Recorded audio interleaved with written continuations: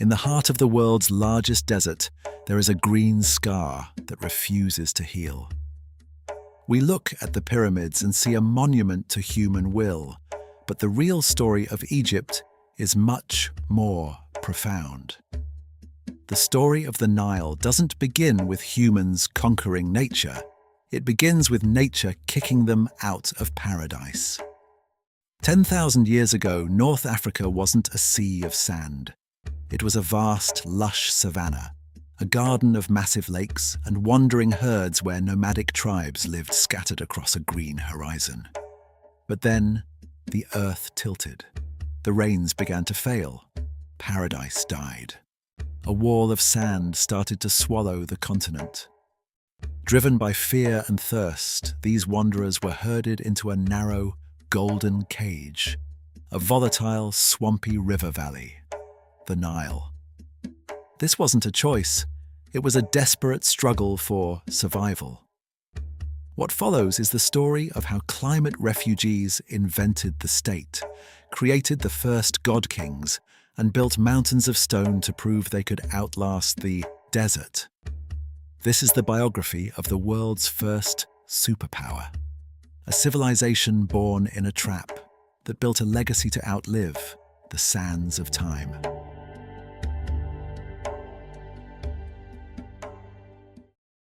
Just as the ancient Egyptians used the most advanced tools of their era to build massive wonders, I use the best AI tools of ours to bring them back to life. That's why today, I'm glad to share ChatLLM by Abacus AI with you. ChatLLM by Abacus AI gives you the world's top AI models in just one place. ChatGPT 5.2, Gemini 3 Pro, Claude Opus 4.6, Grok 4.1, and DeepSeek. If you're unsure which to use, their Root LLM automatically picks the perfect model for your prompt. But it goes way beyond chat. You can generate realistic images and videos using over a dozen elite models like Nano Banana Pro, Grok Imagine, Flux, Sora 2, Runway, and Kling. It also creates professional PowerPoints, humanizes text to bypass AI detectors, and features a powerful Abacus AI Deep Agent that builds full-stack apps and custom AI agents in minutes.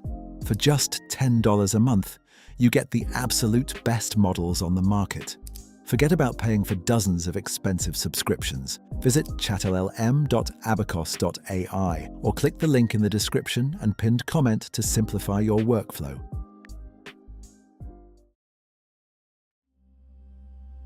Our story begins when the map of Egypt was a landscape of two faces, the narrow rocky canyons of Upper Egypt in the south and the vast marshy delta of Lower Egypt in the north. For a long time, these two regions moved at the same pace. But by 3300 BCE, the map of Egypt was being simplified. While the north remained a collection of rural districts, the southern horizon was already dominated by rising city-states like Thinis, Nakada, and Hierakonpolis, fueled by a lucrative exchange of goods with distant lands like Mesopotamia. Through alliances and bloody rivalry, these centers merged into the Thinite Confederacy, a powerhouse of southern tribes unified under a single vision. This was the era of the Shadow Kings, Dynasty 0. Leaders began to carve their names into history as absolute rulers. Their walls could no longer contain their ambitions. They needed more land, more wealth, and more control. The warrior kings of Thinis turned their eyes toward the gateway to the Mediterranean, the Delta. The culture of the south began to subsume the north. Fortresses rose where there were once only farms. The era of the god king was about to be written by one man, Narmer. He is the bridge between a collection of warring tribes and the birth of the first nation-state. Egypt's unification was forged in Conquest, immortalized by a monument to absolute triumph, the Narmer Palette.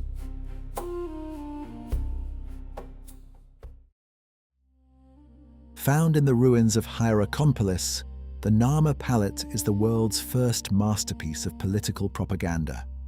On one side, Narmer raises a mace to subdue a kneeling rival.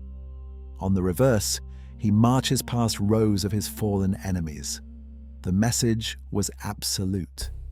The unification of the two lands was forged through uncompromising conquest. The intertwined mythical beasts on the stone represent a new, forced harmony. The red crown of the north and the white crown of the south were now one. To lock this conquest in place, Narmer founded a new capital at the junction of the valley and the delta, Memphis. Known as the White Walls, it was a cork in a bottle. From this strategic throne, the first pharaoh could control every grain of wheat and every human soul moving between the north and the south. The cage was closed. Military conquest is a blunt instrument. To rule so many people, the kings needed a revolution of the mind, ma'at. This wasn't just a law, it was the divine personification of truth, justice, and the cosmic balance. The king ceased to be a mere man and became the living incarnation of Horus, the falcon-headed god of the sky. He was now the only bridge between the heavens and the earth. State propaganda convinced people that without the pharaoh, the sun would not rise and the Nile would not flood. Taxes were now a religious act of survival. To pay the state was to keep the universe from collapsing. To manage this divine machine, the gods needed accountants. This was the birth of the scribe, an elite bureaucracy that used the world's first tax system, the following of Horus. By using nilometers, stone wells that measured the river's pulse, scribes could accurately predict the harvest before a single seed was even planted. If the water rose, taxes rose. If the river failed, the king lowered the burden to prevent revolt. Grain surplus that once sat in local villages was now funneled into royal granaries, creating a national safety net. By feeding his people during famine, the pharaoh validated his divine status. With a population fed, controlled, and spiritually bound to their leader, the Egyptian machine was finally set for the greatest architectural leap in human history: the pyramids.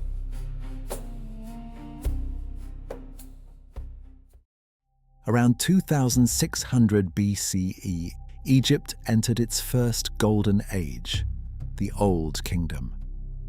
This was the moment the Egyptian state tested the very limits of human capacity. The transition from mud brick to stone was more than an aesthetic choice. It was a declaration of war against time. Under Pharaoh Djoser, the mission fell to his vizier, Imhotep, a genius who served as the king's right hand, overseeing every law and every stone. Imhotep conceived the Saqqara complex by reimagining the traditional flat-topped tombs of the ancestors, the mastaba. By stacking these monumental layers atop one another, he birthed the step pyramid, the world's first monumental stone structure. The peak of this machine was the Great Pyramid of Giza. The Diary of Mera, a 4,500-year-old logbook, proves this wasn't the work of slaves, but of a high-precision national workforce. Thousands were fed and coordinated by a state that functioned like a massive corporation, where the pharaoh was the CEO, and the goal was divine order. However, this stability carried the seeds of its own destruction. To ensure their eternal cults, pharaohs granted massive tax exemptions to temples, slowly emptying the state's grain bank. Meanwhile, local governors, the nomarchs, began to hoard power. They stopped being servants of the capital and became local kings, keeping the wealth that once flowed to Memphis. The final blow came from the sky. At the end of Pharaoh Pepi II's 90-year reign, the world was struck by the 4.2K event, a brutal climate shift that dried up rivers and decimated harvests across the entire planet. The Nile failed for decades. The irrigation systems became a graveyard, and with the royal granaries already weakened by corruption, famine swept the valley. When the flood died, so did the pharaoh's godhood. The collapse of Ma'at plunged Egypt into a brutal civil war known as the First Intermediate Period. The centralized state vanished, leaving a power vacuum and a broken world, waiting for a new force to rise from an obscure town in the south, Thebes.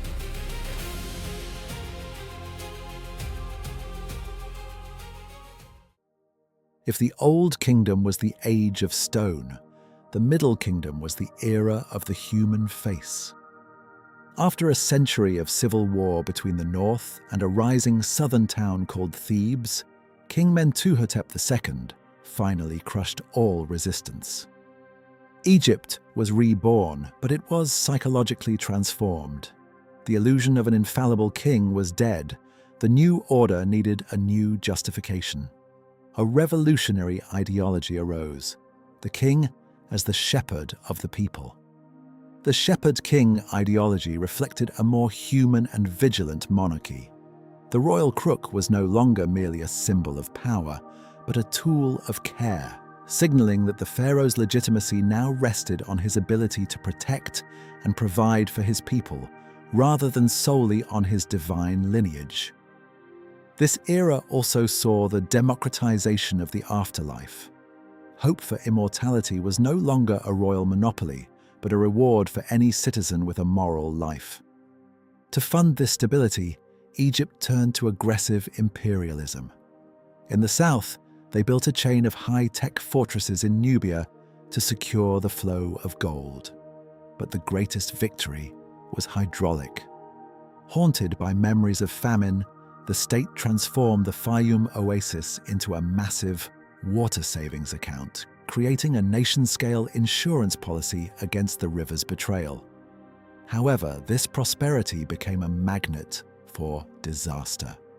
Egypt opened its gates to migrants from the Levant, merchants and shepherds known as the Asiatics.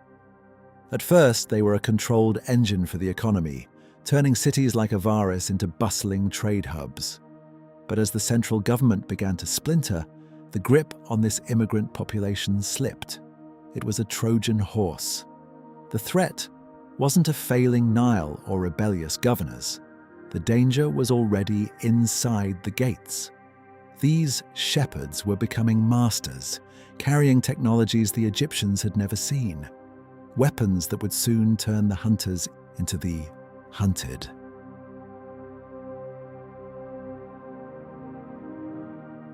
The stability of the Middle Kingdom didn't shatter because of the Nile. It shattered because the borders failed. For the first time, Egypt was conquered. The Hyksos, rulers of foreign lands, infiltrated the delta and seized the throne. To the native Egyptians in the south, this wasn't just a change in leadership, it was the arrival of chaos.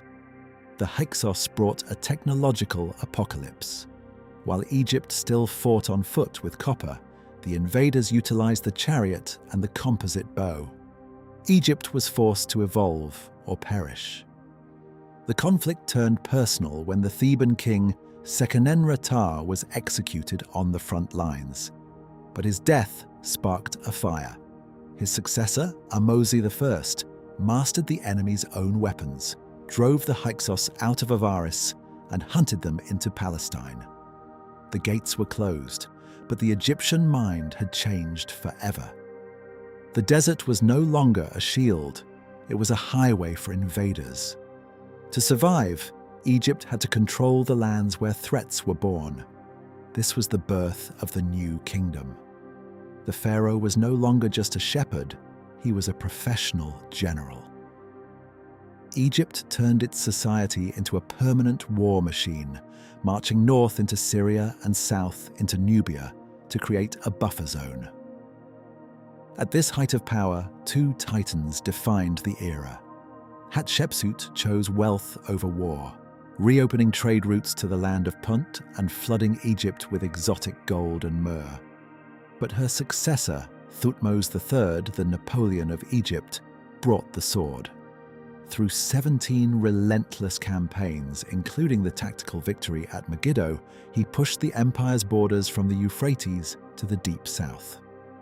Egypt was now the undisputed superpower of the Mediterranean. But this openness to the world brought more than wealth.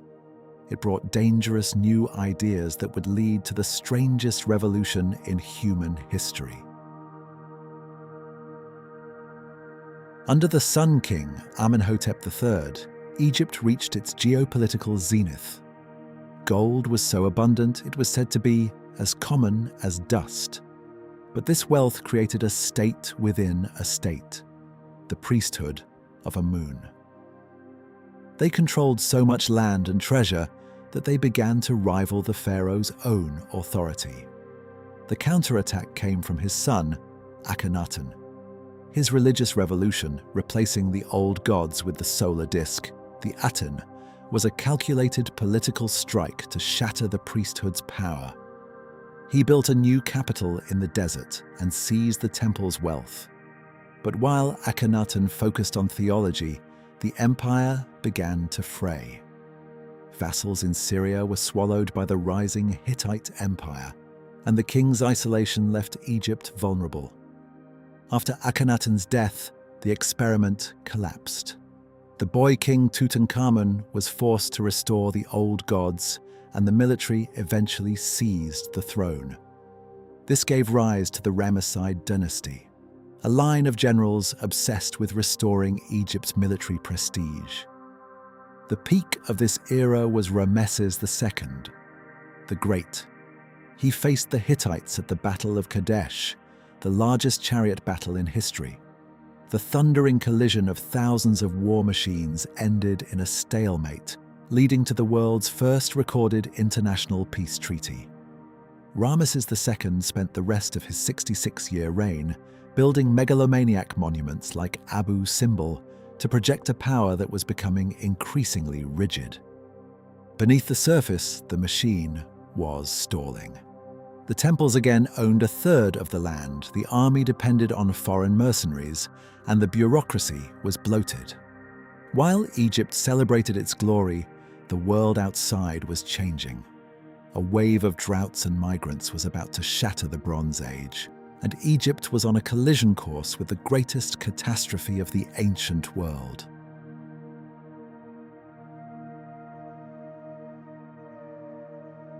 As the second millennium BCE ended, the world around Egypt disintegrated.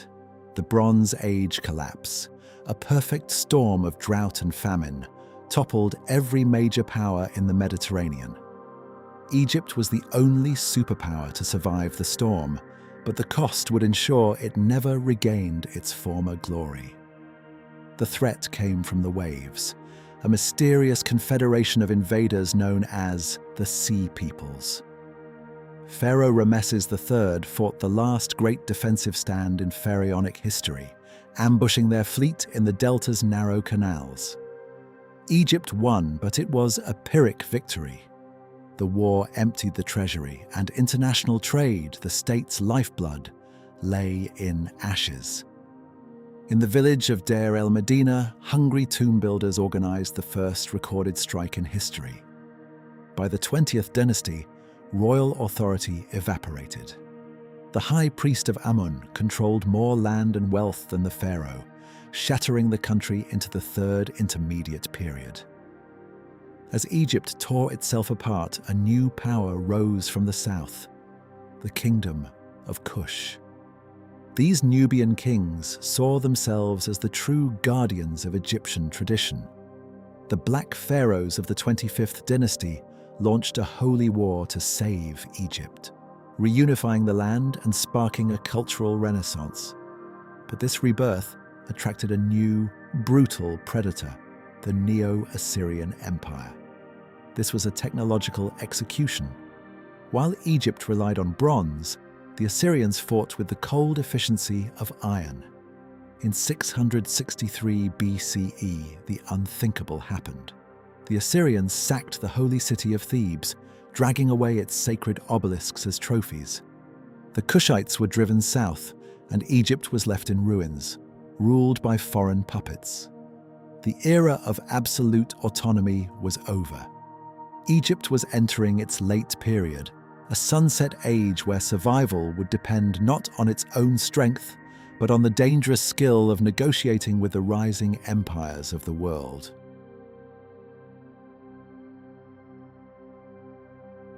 The sack of Thebes wasn't the end.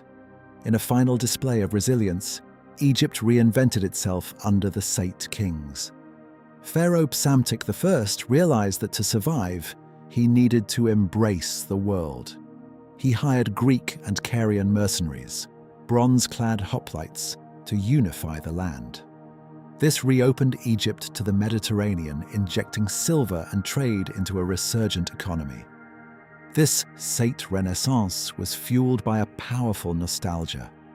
Artists and priests deliberately copied the styles and spells of the pyramid builders from 2,000 years prior.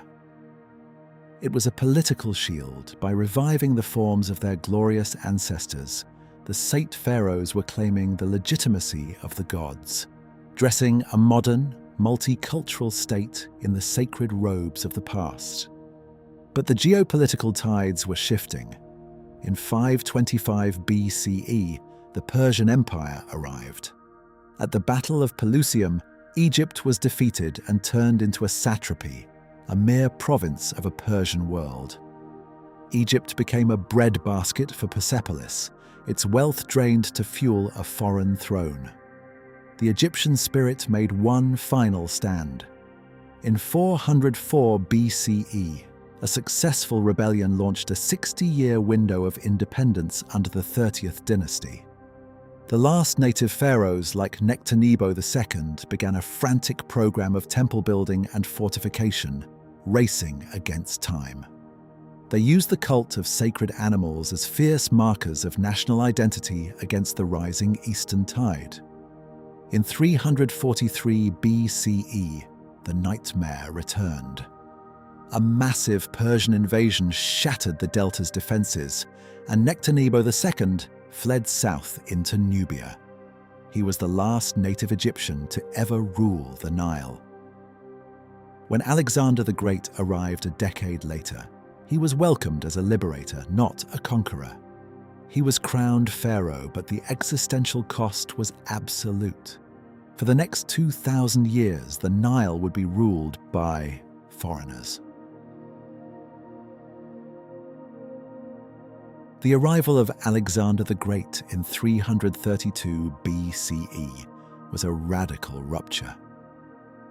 Egypt was no longer ruled from its ancient heartlands, but from Alexandria, a Mediterranean megaport facing the Greek world.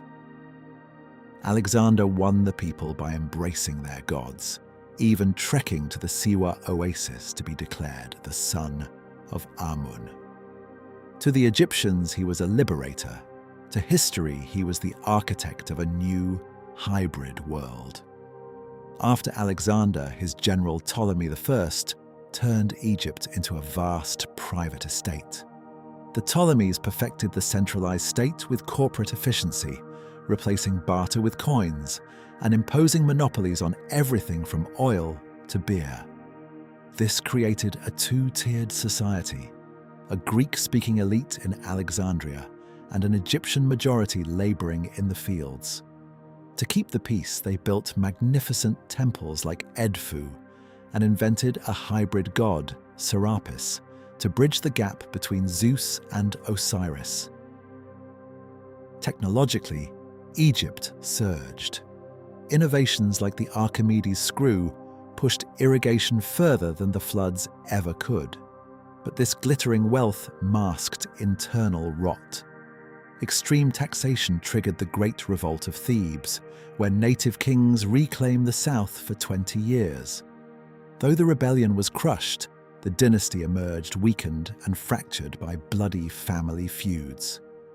The final act belonged to Cleopatra VII. Unlike her predecessors, she learned the Egyptian language and presented herself as the living incarnation of Isis. Her gamble was the ultimate political play, aligning with Rome's titans, Julius Caesar and Mark Antony, to preserve Egypt's autonomy. But the game ended at the Battle of Actium. With her defeat and tragic passing in 30 BCE, the era of the pharaohs reached its definitive end. Egypt became the personal property of the Emperor Augustus, a strategic breadbasket province to feed the Roman masses. Under imperial rule, as Christianity spread, the old rites were silenced. When the last hieroglyphic inscription was carved at Philae in 394 CE, the ability to read the ancient texts vanished. The sovereign political entity born with Narmer 3,000 years prior had dissolved. The ecological cage of the Nile had forced the creation of a monumental civilization, and its immense wealth had finally attracted a world that consumed it. The cycle that began in the Green Sahara was now extinguished.